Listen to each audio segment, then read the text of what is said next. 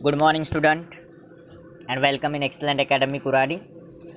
तो बेटा अभी तक के हम लोगों ने जो टॉपिक देखे हैं तो सारी की सारी जो प्रिपरेशन मेथड्स हमने अभी तक के देखे थे वो सारी मेथड्स अल्डिहाइड एंड कीटोन्स के लिए थी। आज जो हम प्रिपरेशन मेथड स्टार्ट करने वाले हैं कार्बोक्सिलिक एसिड की। और कार्बोक्सिलिक एसिड क्या होता है मैंने इससे पहले आपको बता चुका हूँ, प्रीवियस लेक्चरों में आपको डिस्कस करवा चुका हूँ कि कार्बोक्सिलिक एसिड यानी क्या होता है। अगर उसको बोले तो RCOOH मतलब क्या होता है कार्बोक्सिलिक एसिड, बिकॉज जनरल अगर इसका रिप्रेजेंटेशन अगर देखोगे कार्बोक्सिलिक एसिड का तो RCOOH करके हम लोग लिखते हैं या RC डबल बॉन्ड OH करके दिखते हैं, जो आपके स्क्रीन के ऊपर में यहाँ पर दिखाई दे रहा है। इसके नीचे आप लोग नेम मेंशन कर दीजिएगा, ये जो आपको RC डबल बॉन्ड OOH दिखाई दे रहा है उसके नीचे। तो गाइज आज का टॉपिक बेहद ही इंपॉर्टेंट है क्योंकि ये 2 स्टेप रिएक्शन है, सिंगल स्टेप रिएक्शन नहीं है। और 2 स्टेप रिएक्शन जो हो जाती है तो बड़ी इंपॉर्टेंट फैक्टर हो जाता है। आपके बुक में पहले कॉम्प्लेक्स यहाँ पर अमाइड से पहले बनाया है, लेकिन मैं उतना उसको कॉम्प्लेक्स की तरफ प्रीफर ना करती हुए मैं बहुत ईजी वे से इस रिएक्शन को आपको समझाने का प्रयास कर रहा हूँ गाइज। अगर आपको लास्ट में अगर अच्छा लगे इस तरीका समझाने का तो प्लीज़ सब्सक्राइब करिएगा चैनल को, और भी वीडियोज़ आपको जो आगे मैं डालूंगा अपलोड करूंगा वो वीडियो की आपको नोटिफिकेशन मिल जाएगी। जब भी मैं कुछ भी वीडियो डालता हूँ तो आप लोग उस वीडियो को देख सकते हो अगर आपने चैनल को सब्सक्राइब किए हो तो बेटा मैं चालू करता। आज का टॉपिक है फ्रॉम नाइट्राइल और अमाइड। तो बेटा सबसे पहले हम लोग हर बार पढ़ते हैं, हम मेथड को पहले समझने का प्रयास करते हैं, बाद में इसका कंप्लीट मैकेनिज्म्स देख रहे हैं। हर रिएक्शन का मैं मैकेनिज्म बता रहा हूँ, आपके स्टेट बोर्ड में हर रिएक्शन का मैकेनिज्म नहीं है, आपके स्टेट बोर्ड में अवेलेबल नहीं है, लेकिन फिर भी एनसीईआरटी के लेवल से हमको हर रिएक्शन का मैकेनिज्म समझ में आना चाहिए, क्योंकि हमको आगे नीट JEE अगर क्रैक करना है और केमिस्ट्री दोनों में, नीट में भी और JEE में भी, तो बहुत इंपॉर्टेंट सब्जेक्ट हो जाता है नीट के लिए और JEE के लिए, दोनों केमिस्ट्री सब्जेक्ट। तो गाइज आपको बड़े अच्छे तरीके से और वीडियोज़ को आपको सुनना है, वीडियोज़ को देखना है और देख करके सुनना है, समझने का प्रयास करना है। तो बेटा देखो सबसे पहले क्या होता है कि अल्काइल नाइट्राइड का हम लोग क्या करेंगे, हाइड्रोलाइसिस करेंगे। हाइड्रोलाइसिस करेंगे, एक तो एसिडिक मीडियम ले सकते हैं, एक तो बेसिक मीडियम ले सकते हैं। मैंने यहाँ पर एसिडिक मीडियम चूज़ किया क्योंकि H+ मतलब वो HCl हो सकता है या सल्फरिक एसिड हो सकता है, और दोनों की डिस्टिंग्विशिंग प्रॉपर्टी अगर है, डिफाइनिंग प्रॉपर्टी अगर बोले तो हम H+ लिख सकते हैं। तो यहाँ पर कुछ नहीं करना है कि सबसे पहले क्या होगा कि हम एसिडिक मीडियम में अगर यहाँ पर इसकी रिएक्शन करते हैं तो सबसे पहली बात तो जो ऑक्सीजन एटम होगा वो कार्बन की तरफ अट्रैक्ट होगा, और बचे हुए 2 H जो होंगे, बचे हुए 2 वाटर में के 2 H होंगे, वो किसके साथ में जाएंगे, नाइट्रोजन के साथ में जाएंगे, और क्या बनेगा, अमाइड बनेगा। ये शॉर्ट ट्रिक अमाइड के फॉर्मेशन की। मैंने एक बार फिर से क्या बोला, एक बार समझ लो बेटा कि आपके पास में एक बार इसको समझने के लिए मैं फिर से आपको एक ब्रशिंग कर देता ताकि आपको बहुत अच्छे तरीके से समझ में आ जाएगा। तो गाइज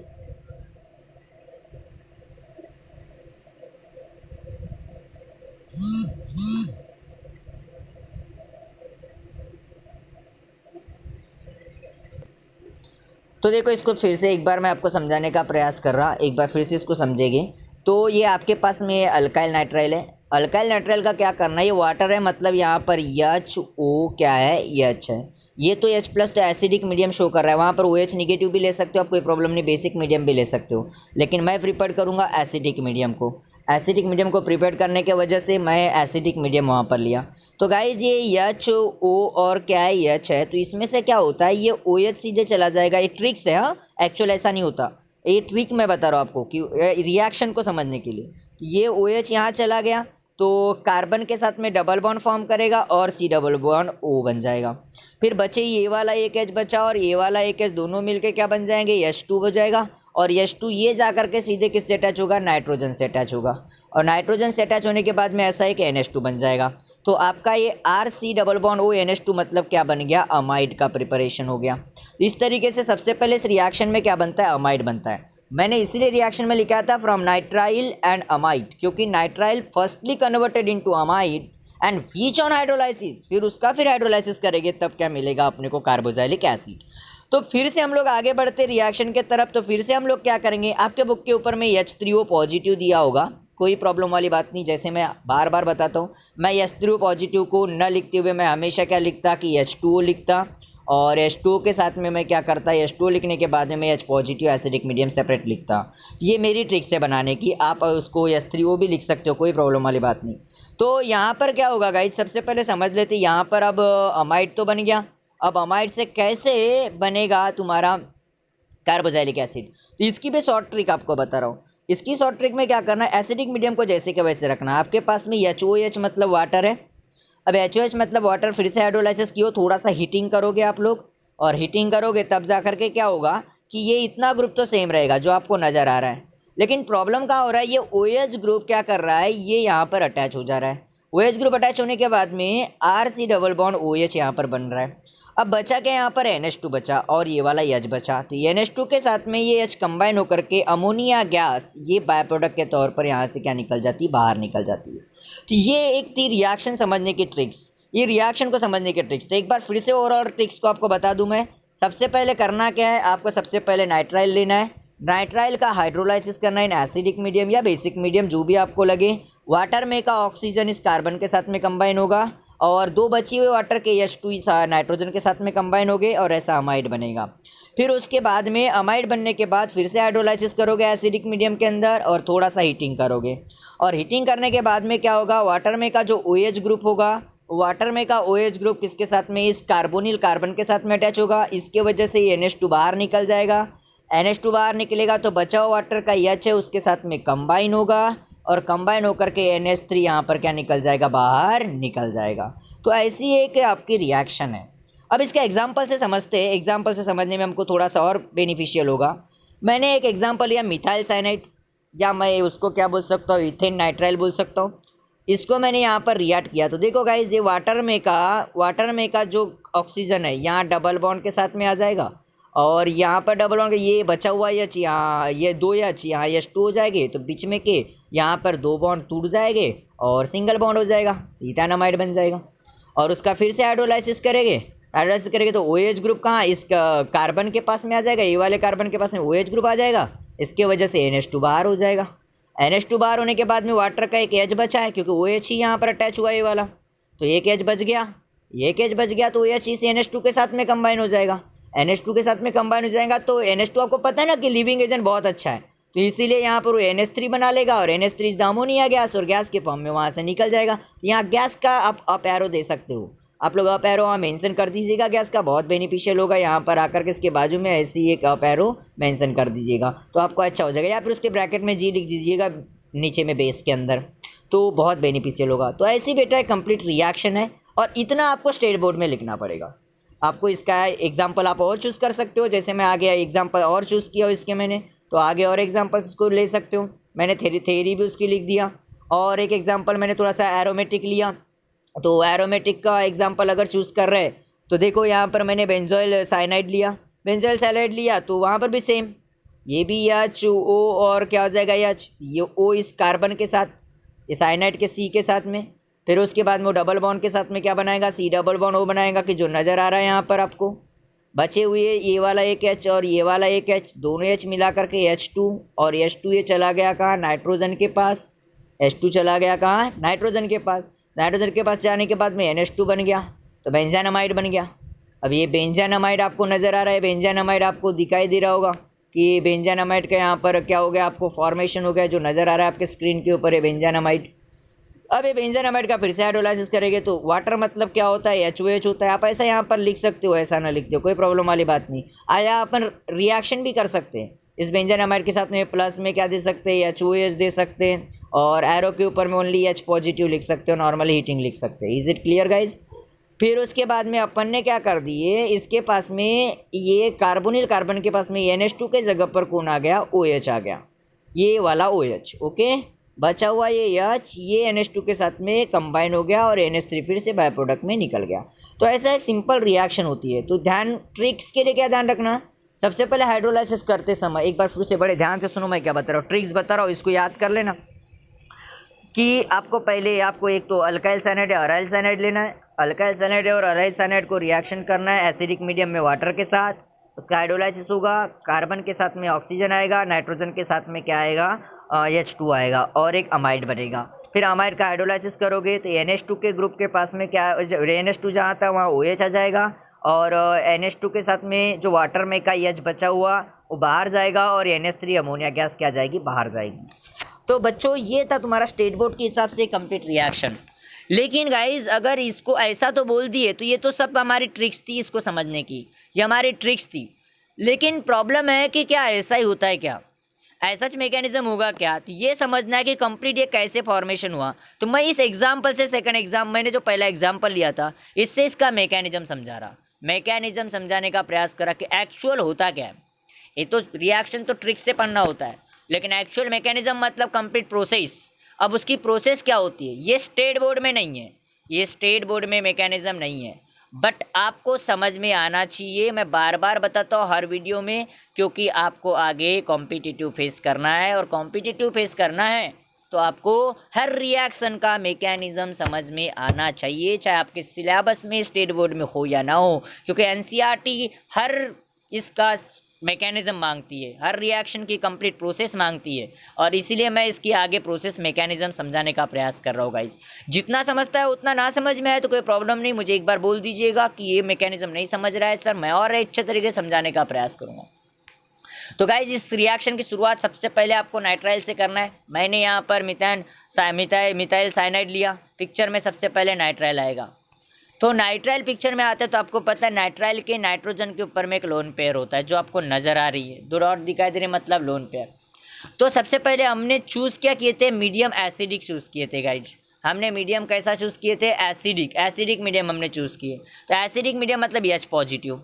तो वो H पॉजिटिव क्या करेगी, नाइट्रोजन की लोन पेयर्स को क्या करेगा, अट्रैक्ट करेगा और उस नाइट्रोजन के साथ में अटैच हो जाएगा। एक बार फिर से, ये हमारा मीडियम कैसा है, एसिडिक, और इसलिए मैंने H पॉजिटिव। पिक्चर में पहले वाटर नहीं आता, एक बात याद रखना बच्चों, पिक्चर में पहले वाटर नहीं आता, वाटर पहले नहीं आता। सबसे पहले वो मीडियम यहाँ पर पिक्चर में आएगा, सबसे पहले रिएक्शन में वो मीडियम आपको इफेक्ट दिखाएगा। तो सबसे पहले H पॉजिटिव को मैंने रिएक्ट कर दिया, तो H पॉजिटिव ये लोन पेयर नाइट्रोजन की तरफ अट्रैक्ट हो गया और वो वहाँ पर क्या बनाएगा, NH बनाने के वजह से क्या हो गया गाइस, NH बनाने की वजह से यहाँ पर नाइट्रोजन के ऊपर में पॉजिटिव चार्ज आ गया। अब नाइट्रोजन के ऊपर पॉजिटिव, एक बार फिर से देखो, मैं दिखा रहा हूँ आपको झूम करके, तो आपको पता है कि इस नाइट्रोजन के ऊपर में क्या आ गया, पॉजिटिव चार्ज आ गया, क्योंकि 3 बॉन्ड पहले से। अब इस पॉजिटिव चार्ज को हटाने के लिए, नाइट्रोजन तो इलेक्ट्रोनेगेटिव है, पॉजिटिव चार्ज आ गया, अब इसको हटाने के लिए यहाँ का पाई बॉन्ड ब्रेक होगा और अपने 2 इलेक्ट्रॉन्स इधर देगा, तो पॉजिटिव चार्ज इस पे से हट जाएगा। लेकिन ऐसा करने की वजह से कार्बन की वैलेंसी पूरी नहीं होती, कार्बन के इलेक्ट्रॉन्स की डिफिशियंसी हो गई, तो कार्बन के ऊपर में फिर से क्या आ जाएगा, इलेक्ट्रॉन ज़्यादा हो गए, जो दे रहा था नाइट्रोजन को वापस ले लेगा, तो वो पॉजिटिव चार्ज में कन्वर्ट हो जाएगा। तो आगे देखो, आगे के स्टेप में कार्बन के ऊपर में आपको पॉजिटिव चार्ज क्या हो जाएगा, नज़र आएगा, जो आपको दिखाई दे रहा है। कार्बन के ऊपर में पॉजिटिव चार्ज आते ही अब वाटर पिक्चर में आएगा, अब वो मीडियम में अपन ने जो रिएक्शन किए थे वो वाटर अब पिक्चर में आएगा। अब वाटर के ऑक्सीजन के ऊपर में आपको 2 लोन पेयर नज़र आती है, उसमें से एक लोन पेयर अट्रैक्ट करेगा कौन, कार्बन। तो कार्बन के ऊपर अट्रैक्ट करेगा गाइस, तो कार्बन का चार्ज तो डिस्ट्रॉय हो जाएगा, लेकिन इसके पास में फिर से अगर देखोगे तो ऑक्सीजन पर चार्ज हो जाएगा, क्योंकि ये 2 बॉन्ड पहले से ऑक्सीजन के साथ में है और 1 बॉन्ड फिर से नया बनेगा, तो ऑक्सीजन पर पॉजिटिव चार्ज आएगा। देखो आगे आगे पिक्चर देखो, बराबर समझ में आ जाएगा आपको। आगे देखो आपको क्या हो रहा है, ये ऊपर और नीचे दोनों देखो, ये ऑक्सीजन कहाँ गया, कार्बन के पास में, इसकी वजह से कार्बन के पास में जाने की वजह से कार्बन का चार्ज हटा, लेकिन ऑक्सीजन पर फिर से चार्ज पॉजिटिव आ गया, और NH जैसे का वैसा NH की लोन पेयर वापस रिगेन हो गई। अब बेटा यहाँ पर क्या होगा, अब इसका पॉजिटिव चार्ज ऑक्सीजन का हटाना है, क्योंकि इलेक्ट्रोनेगेटिव है, उसको पॉजिटिव हटाने के लिए क्या करेगा, ये हाइड्रोजन यहाँ के जो बॉन्ड के 2 इलेक्ट्रॉन होगा कार्बन को देगा, ये कार्बन और ऑक्सीजन के बीच में देगा, तो यहाँ डबल बॉन्ड बन जाएगा, और यहाँ डबल बॉन्ड नहीं बनेगा, सिर्फ इलेक्ट्रॉन ट्रांसफ़र करेगा, तो ये ऑक्सीजन का चार्ज हटेगा, ऑक्सीजन का चार्ज यहाँ से हटेगा, तो H पॉजिटिव बेटा बाहर चला जाएगा, जो आपको पिक्चर में नज़र आएगा। H पॉजिटिव फिर से यहाँ से क्या होना चाहिए, बाहर निकल जाना चाहिए। तो यहाँ पर ये ट्रांसफ़र कर दिया, तो देखो आगे की रिएक्शन किस प्रकार से हो रही है, देखो वहाँ का H चला गया, H पॉजिटिव ये बाहर आ गया, ये जो H पॉजिटिव था, यहाँ का H जो बाहर गया था, ये वाला H पॉजिटिव है बाहर आया, और यहाँ पर क्या बचा, ये OH कंबाइन हो गया, चार्ज हट गया तो OH बन गया, और ये CH3 जैसे का वैसा, ये कार्बन जैसे का वैसा, और ये NH जैसे का वैसा, लेकिन यहाँ का बॉन्ड अभी यहाँ पर गाइस डबल बॉन्ड कर देना, ओके, ध्यान देना, यहाँ पर एक सिंगल बॉन्ड है, यहाँ पर क्या करना, डबल बॉन्ड करना, मिस हो गया, ये वाला यहाँ डबल बॉन्ड रखना कार्बन और नाइट्रोजन के बीच में, गाइस यहाँ पर मिस हो गया, तो इसको आप कर लोगे शायद, आई होप कि यहाँ पर डबल बॉन्ड कन्वर्ट कर लोगे। तो अब यहाँ पर क्या होगा, अब ये हाइड्रोजन जो बाहर निकला था, ये हाइड्रोजन फिर से ये नाइट्रोजन की लोन पेयर की तरफ आ जाएगा, और नाइट्रोजन की लोन पेयर की तरफ आएगा तो फिर से वो NH2 हो जाएगा। अब NH2 हो जाएगा तो NH2 होने के उसके ऊपर पॉजिटिव चार्ज आ जाएगा।